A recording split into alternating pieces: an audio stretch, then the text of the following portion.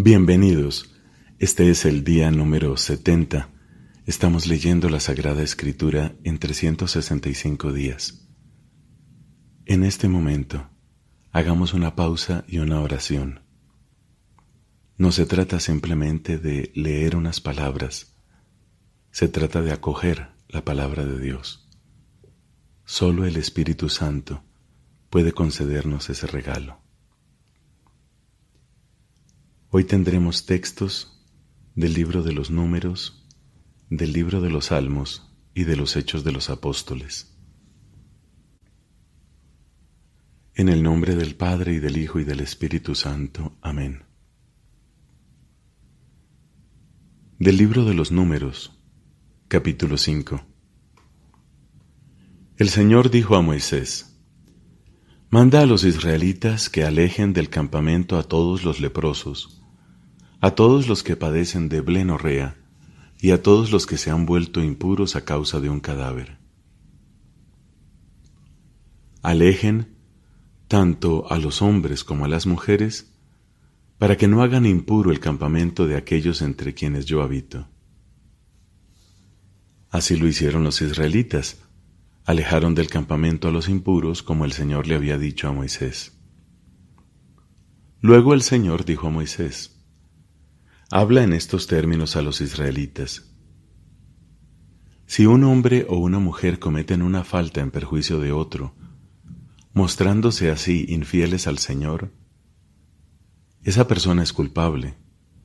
Ellos confesarán el pecado que han cometido y restituirán la suma total a aquel a quien ocasionaron el perjuicio, añadiendo además una quinta parte de su valor.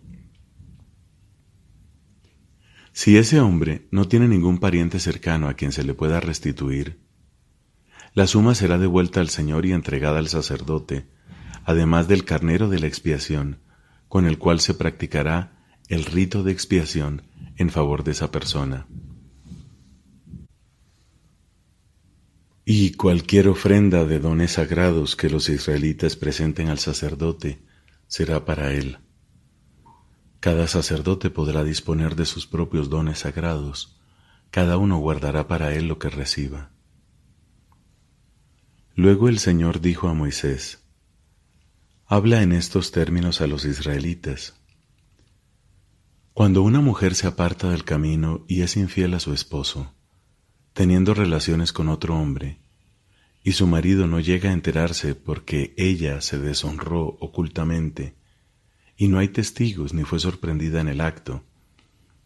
Si el hombre tiene un arrebato de celos y siente celos de su mujer, que realmente se ha deshonrado, o bien, si un hombre siente celos de mujer a pesar de que ella es inocente, en esos casos el hombre presentará a su mujer al sacerdote y entregará como ofrenda por ella la 10ª parte de una medida de harina de cebada. Pero no derramará aceite sobre esa ofrenda, ni le añadirá incienso, porque se trata de una oblación motivada por los celos, de una oblación conmemorativa que debe recordar un delito. El sacerdote hará acercar a la mujer y la hará comparecer delante del Señor. Luego recogerá agua consagrada en un recipiente de barro y echará sobre el agua un poco de polvo, tomado del suelo de la morada. Una vez que haya puesto a la mujer delante del Señor, le descubrirá la cabeza y colocará en sus manos la oblación conmemorativa, es decir, la oblación motivada por los celos. El sacerdote, por su parte, tendrá en sus manos las aguas amargas, portadoras de maldición. Luego el sacerdote deberá conjurar a la mujer diciéndole: Si desde que estás bajo la potestad de tu marido, ningún hombre se ha acostado contigo, si no te has apartado del buen camino, ni te has deshonrado, que estas aguas amargas portadoras de maldición no te hagan ningún daño. Pero si te has apartado del buen camino, mientras estabas bajo la potestad de tu marido, si te has deshonrado, y si un hombre que no es tu esposo ha tenido relaciones contigo, aquí el sacerdote deberá conjurar a la mujer con el juramento imprecatorio Que el Señor haga de ti un ejemplo de maldición e imprecación en medio de tu pueblo, volviéndote estéril e hinchando tu vientre. Que estas aguas portadoras de maldición penetren en tus entrañas para que se hinche tu vientre y te vuelvas estéril. Y la mujer responderá, Amén, amén. Entonces el sacerdote consignará por escrito estas maldiciones y las disolverá en las aguas amargas. Él se las hará beber a la mujer para que las aguas portadoras de maldición entren en ella y le provoquen amargura.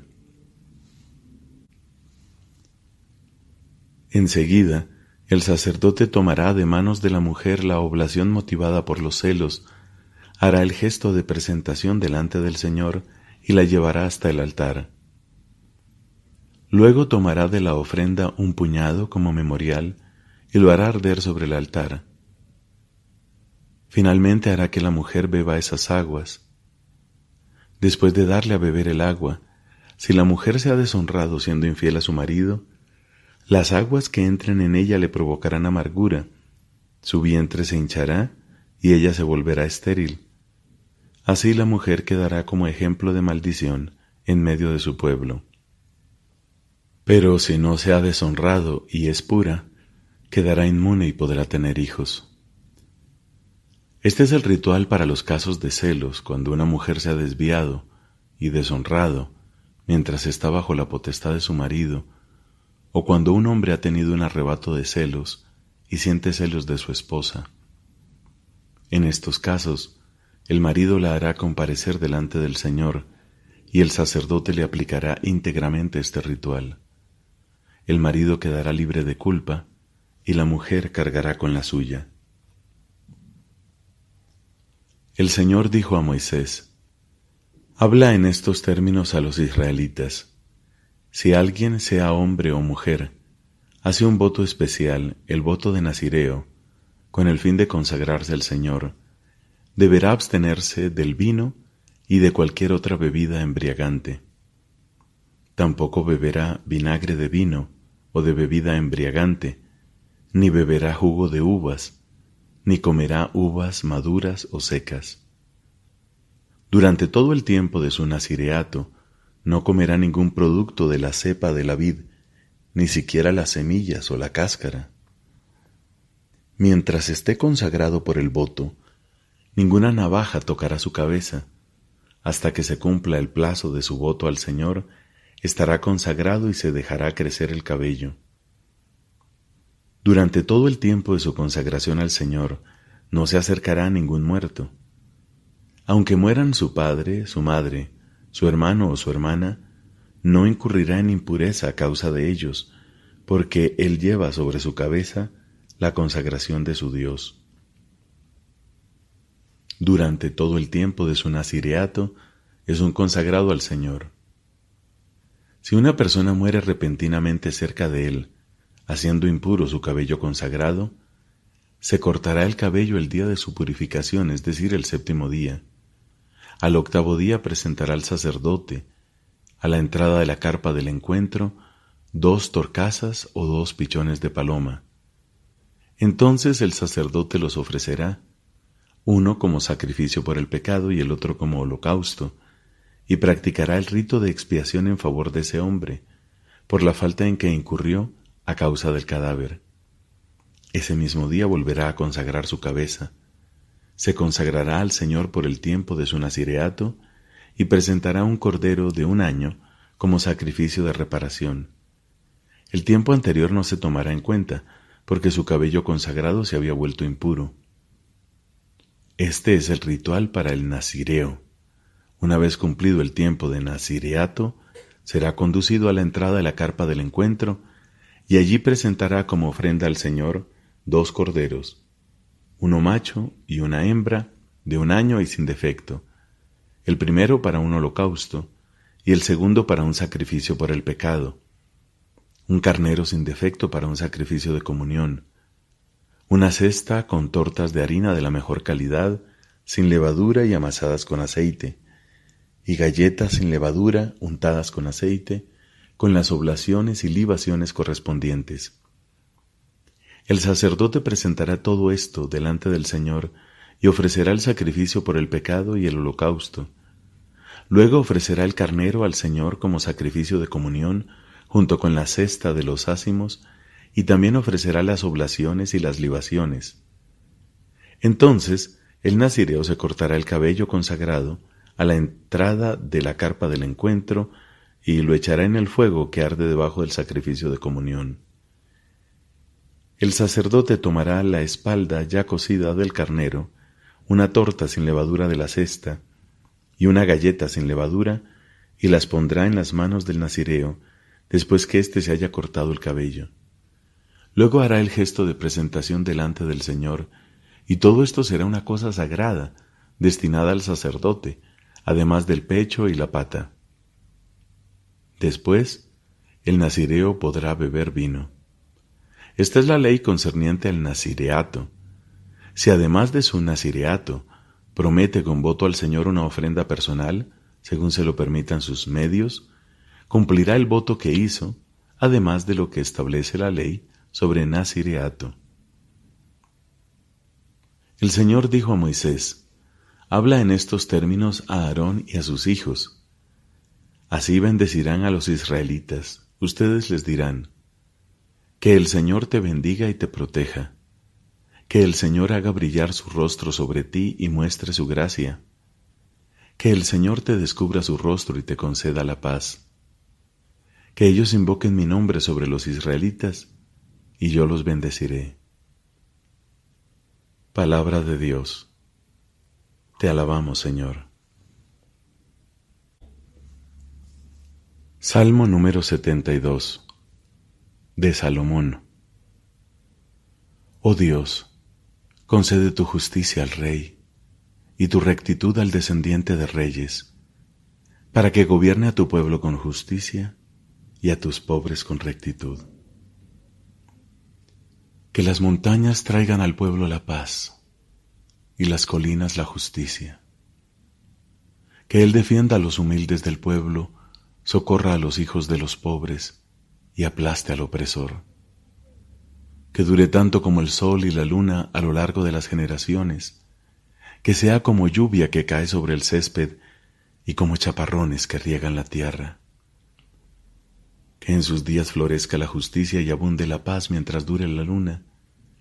Que domine de un mar hasta el otro y desde el río hasta los confines de la tierra. Que se inclinen ante él las tribus del desierto y sus enemigos muerdan el polvo. Que los reyes de Tarsis y de las costas lejanas le paguen tributo. Que los reyes de Arabia y de Sebá le traigan regalos. Que todos los reyes le rindan homenaje y lo sirvan todas las naciones, porque él librará al pobre que suplica y al humilde que está desamparado. Tendrá compasión del débil y del pobre y salvará la vida de los indigentes. Los rescatará de la opresión y la violencia, y la sangre de ellos será preciosa ante sus ojos.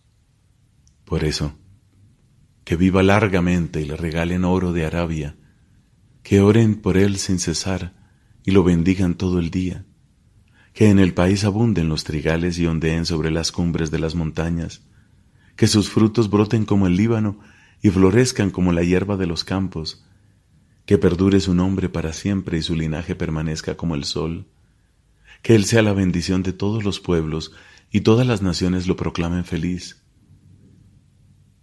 Bendito sea el Señor Dios de Israel, el único que hace maravillas. Sea bendito eternamente su nombre glorioso, y que su gloria llene toda la tierra. Amén, amén.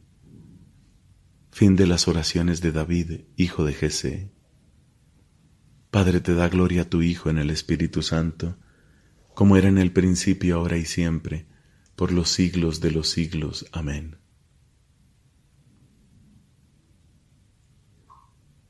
Del libro de los Hechos de los Apóstoles, capítulo 9, versículos del 23 al 43. Al cabo de un tiempo los judíos se pusieron de acuerdo para quitarle la vida, pero Saulo se enteró de lo que tramaban contra él. Y como los judíos vigilaban noche y día las puertas de la ciudad para matarlo, sus discípulos lo tomaron durante la noche y lo descolgaron por el muro metido en un canasto. Cuando llegó a Jerusalén trató de unirse a los discípulos, pero todos le tenían desconfianza porque no creían que también él fuera un verdadero discípulo. Entonces Bernabé, haciéndose cargo de él, lo llevó hasta donde se encontraban los apóstoles y les contó en qué forma Saulo había visto al Señor en el camino, cómo le había hablado y con cuánta valentía había predicado en Damasco en el nombre de Jesús. Desde ese momento empezó a convivir con los discípulos en Jerusalén y predicaba decididamente en el nombre del Señor. Hablaba también con los judíos de lengua griega y discutía con ellos, pero éstos tramaban su muerte. Sus hermanos, al enterarse, lo condujeron a Cesarea y de allí lo enviaron a Tarso. La iglesia, entretanto, gozaba de paz en toda Judea, Galilea y Samaria. Se iba consolidando, vivía en el temor del Señor y crecía en número, asistida por el Espíritu Santo. Pedro, en una gira por todas las ciudades, visitó también a los santos que vivían en Lida. Allí encontró un paralítico llamado Eneas, que estaba postrado en cama desde hacía 8 años. Pedro le dijo: Eneas, Jesucristo te devuelve la salud, levántate y arregla tú mismo la cama. Él se levantó enseguida, y al verlo, todos los habitantes de Lida y de la llanura de Esarón se convirtieron al Señor. Entre los discípulos de Jope había una mujer llamada Tabitá, que quiere decir Gacela. Pasaba su vida haciendo el bien y repartía abundantes limosnas. Pero en esos días se enfermó y murió. Después de haberla lavado, la colocaron en la habitación de arriba. Como Lida está cerca de Jope, los discípulos, enterados de que Pedro estaba allí, enviaron a 2 hombres para pedirle que acudiera cuanto antes. Pedro salió enseguida con ellos.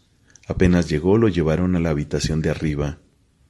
Todas las viudas lo rodearon y llorando le mostraban las túnicas y los abrigos que les había hecho Tabitá cuando vivía con ellas.